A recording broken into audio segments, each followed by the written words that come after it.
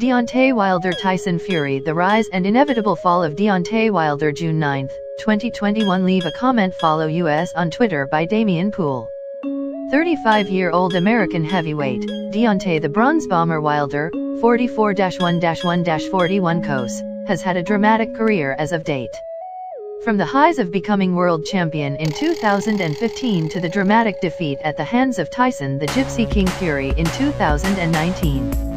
And the subsequential aftermath that followed with accusations, allegations, and sabotage. In this article, I will be covering Wilder's story and what went so wrong. Deontay Wilder originally aspired to play American football or basketball for his hometown Alabama Crimson Tide. But in 2005, at the age of 19, the birth of Deontay's first daughter, who was diagnosed with spina bifida during the pregnancy, put an end to his college sporting career. With exorbitant medical bills looming and working 3 jobs at IHOP, Red Lobster, and driving a beer truck, Wilder decided to make a career out of boxing to help support his family, and more importantly, his daughter. "I was just a guy in college, was on the basketball team," he tells Sun Online. "I'd do it all over if I had to for my daughter. She's the one that got me into boxing." In January of 2015, Deontay Wilder had his shot at becoming a world champion against Canadian WBC champion Romain Stavern. Deontay Wilder Tyson Fury. This would be the first time Deontay went 12 rounds against a boxer who many at the time did not consider a true or worthy champion due to the nature of how he acquired the WBC belt. But vacant belt or not, Romain was a world champion nonetheless. What was surprising during this fight is how Deontay couldn't knock out a slow, predictable Stavern. Before the Stavern fight, Wilder had knocked out all of his 33 opponents, albeit hideously lopsided matchmaking. Hideously lopsided. Either way, Wilder worked hard and became WBC world champion. Just like he promised to his daughter. "I promised her that Daddy will be a world champion one day and I'll be able to support her. I made sure I could deliver that promise. She inspired me to change my profession." Deontay Wilder would go on to make 10 successful title defenses, equaling the great Muhammad Ali. As impressive as it sounds having that many defenses, a closer look at Wilder title opponents reveal a more startling story. 1. Eric Molina number 11-2. John Duhaupas not in top number 15-3. Orter Spilka number 10-4. Chris Arreola not in top number 15-5. Gerard Washington number 8-6. Romain Stavern number 15-7. Luis Ortiz number 3-8. Tyson Fury number 2-9. Dominic Breazeale number 4-10. Luis Ortiz number 3. As you can see, a lot of Wilder's defenses are against the same opponent. In fact, nearly half are the same: Romain Stavern twice, Luis Ortiz twice, and even Tyson Fury twice. But I did not include the rematch fight with Tyson Fury on Deontay's successful defenses list for obvious reasons. Lastly, 1/5 of Wilder's defenses were not even ranked in the top 15. So, as you can all see, Wilder's resume of defenses is starting to look a bit thin. And this lack of challenging opponents would prove disastrous later on down the line for the Bronze Bomber. Deontay Wilder was unsuccessful in securing a mega-fight deal with the British heavyweight world champion Anthony Joshua when he turned down a $120 million deal from DAZN.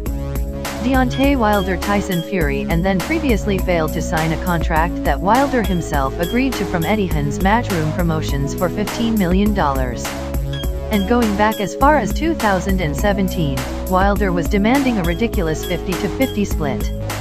But I'm not going to go on to details about this. Just read my previous article titled, Deontay Wilder, Holding the WBA and Heavyweight Division to Ransom. So Deontay turned his attention toward former world champion Tyson Fury, who at the time fell off the rails after defeating the legendary Vladimir Klitschko. During Tyson's 3 years out of the ring, he suffered from depression, drug, and alcohol abuse and ballooned up to 300 pounds. To Wilder and his team, this seemed like an easy win against a boxer who they thought was washed up, providing a perfect path to getting an even 50-50 purse split against Anthony Joshua. But life has a way of throwing a spanner in the works. In the first Wilder vs Tyson fight, the Bronze Bomber was lucky to get a draw. Many professionals had Tyson's work rate inside the ring superior to Wilder's and easily outpointing the American, giving what should have been a win to the Gypsy King. But the rematch was more clear-cut, with the Tyson schooling Wilder in every round until his corner had enough and threw in the towel in submission at the 7th round. Normally at this point, most boxers would have analyzed their mistakes, played back the video footage, and learned from the errors that were made and improved upon them. Sadly, this was not the case for Deontay Wilder. Instead, he decided to blame everyone and everything but his own lack of skills, sacking former trainer Mark Breland and even going as far as to blame Mark for spiking his water. More excuses from Wilder followed, such as the ring walk suit was too heavy, egg weights in Tyson's gloves weren't wrapped up correctly, the ref was crooked crab in a bucket, bicep injury sustained during the fight, Tyson used illegal rabbit punches, hand no legs at the beginning of the fight. Wilder claims he has the proof that Tyson cheated from a DR's report after the second fight, of which he sustained a dent to the side of his head, which could only be done by an egg weight. This proof has yet to see the light of day. As for the water spiking, the Veda Anti-Doping Agency cleared all boxing from having anything suspicious chemicals in their system. The ring walk suit weighed in at around 40 pounds, according to its makers, which is the same weight as the training vest that Wilder wears during a fight camp. What about Tyson's floppy gloves? Most credible boxers can't see how this would be effective. In fact, most experts say it would cause more harm to Tyson to have a floppy glove, increasing the risk of breaking Tyson's own wrist. Somehow the Deontay was blaming the ref. I was never able to sustain why this was the case. To me, it looked like the ref favored Wilder when he deduced Tyson a point without issuing an adequate warning. But the latest excuse is Wilder had COVID, and that's why he underperformed, aka dead legs. Though this has yet to be verified by Deontay himself. Though this writer doesn't believe any proof will come to light, just like the DR's report. Now we are some 18 months down the line after the rematch back in 2020, and I feel Wilder has not learned a thing from his previous fights to become a better complete boxer. In fact, it has had the opposite effect. Wilder appears more closed off and narrow-minded, doubling down on how he was cheated. At the same time, being surrounded by yes-men telling him what he wants to hear, stroking his damaged ego back to health with disingenuous lies and false narratives. Spurred on by his new trainer, Malik Scott. The same Malik Scott who many thought took a dive in the first round against Deontay back in 2014, and this is the same Malik Scott who some feel faked 8 knockdowns against Luis Ortiz in 2017. I feel sorry for Deontay Wilder. I really do. He is surrounded by people who are not interested in making him a better boxer, just groupies trying to leech of his success. And that is why I feel, along with a majority of other fellow boxing fans, that Tyson Fury will school Wilder once again in their trilogy fight scheduled for July 2021, but this time, I would not be surprised if it's a TKO stoppage without the help of a towel. My only advice to Deontay Wilder would be, look at the story of Anthony Joshua. He was able to overcome his loss to Andy Ruiz by learning from his mistakes and adapting his style. Boxing is not an easy sport. It takes time to learn your craft and hone your skills. AJ once said, you train, you fight. Him. It's not as easy as it looks. Deontay, take heed of Anthony's words. My man said hideously lopsided. I was dying. He said, and stroked his, what did he say? And stroke his hurt ego back to health. That shit was funny. Hey, one thing I want to say about Wilder, I'm glad Wilder's in the position he in to take care of his family and his daughter. That's one thing I always liked about Wilder. We got to keep in mind that Wilder is not no boxer, man. You know, he's really not. Boxing became a necessity out of needing some money to help his daughter. And boxing is one sport where you can win money in large lump sums. And to him, it's always been about money. And I'm not even going to knock him for that. It's always been about money. That was a father trying to do something for his little girl.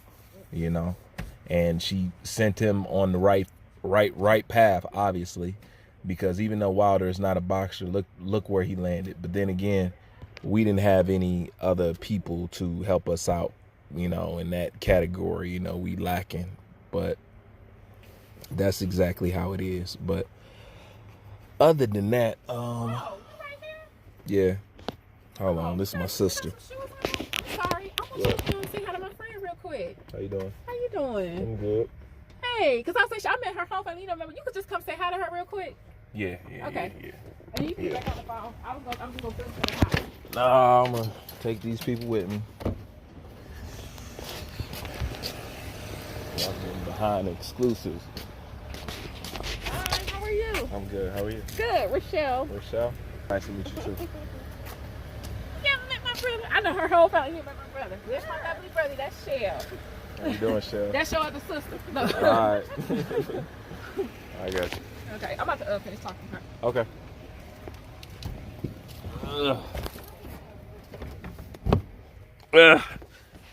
My bad about that.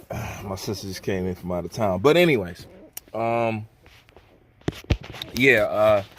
one thing that I like about Wilder. And you know, Wilder is what we was left with at the end of the day, because honestly, if it wasn't for Deontay Wilder, America would damn near have no representation in the heavyweight division. Did y'all ever stop to think about that for a second? I mean, real talk, we would have no representation in the heavyweight division. Like, that's how much we have fallen off, you know?